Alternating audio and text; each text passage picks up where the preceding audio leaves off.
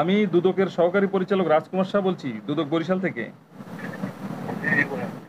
জি, আমরা একটা অভিযানে আসছিলাম আপনাদের অফিসে, তো আপনাকে তো অফিসে পাইলাম না। আপনি আপনি কোথায় আছেন কাইন্ডলি একটু বলবেন?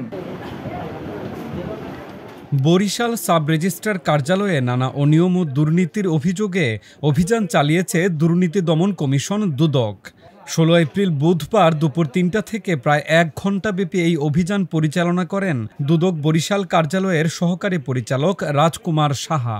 তবে অভিযানের খবর পেয়ে কার্যালয় থেকে সটকে পড়েন বরিশাল জেলা রেজিস্ট্রার মোহাম্মদ মুহসিন মিয়া। নিয়ম যেটা সেটা বলেন। রেজিস্ট্রেশনের দিনে কত টাকা দিয়েছেন? 1,80,000 লিখলেন। 1,08,000 দিয়েছে তারপর?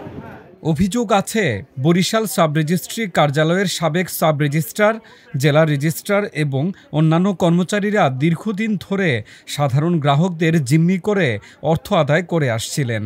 সরকারি ফির অতিরিক্ত অর্থ আদায় করে তা নিজেদের মধ্যে রেশিও হারে ভাগাভাগি করে নিতেন তারা।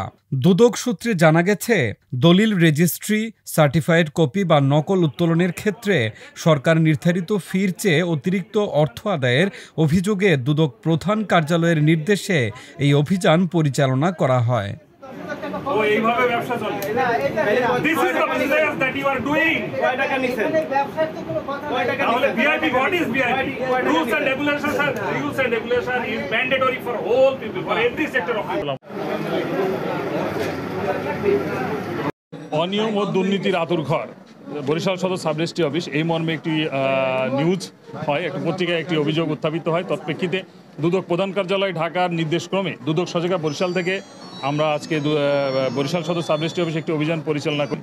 সরকারি একটি নির্ধারিত ফিস আছে, এই ফিসকে এনারা উপেক্ষা করে গ্রাহকদের থেকে অতিরিক্ত ফিস আদায় করে থাকে। পাশাপাশি 4টা দলিল আমরা পেয়েছি, যে দলিলে উৎসকর সরকারি নির্ধারিত একটা উৎসকর, এই উৎসকরকে উপেক্ষা করে কম উৎসকর প্রদর্শন করে এবং সরকারি রাজস্ব খাতে কম উৎসকর এরা জমা প্রদান পূর্বক দলিল রেজিস্ট্রেশন করেছে।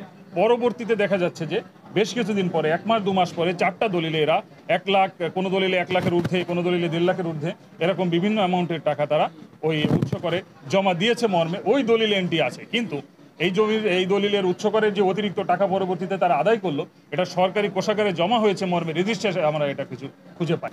এটা আমাদের প্রতিবেদনে উল্লেখ করে আমরা প্রধান কার্যালয়ে বরাবর রিপোর্ট দাখিল করব। প্রধান কার্যালয় সিদ্ধান্ত নেবেন, সে মোতাবেক পরবর্তী কার্যক্রম গ্রহণ করা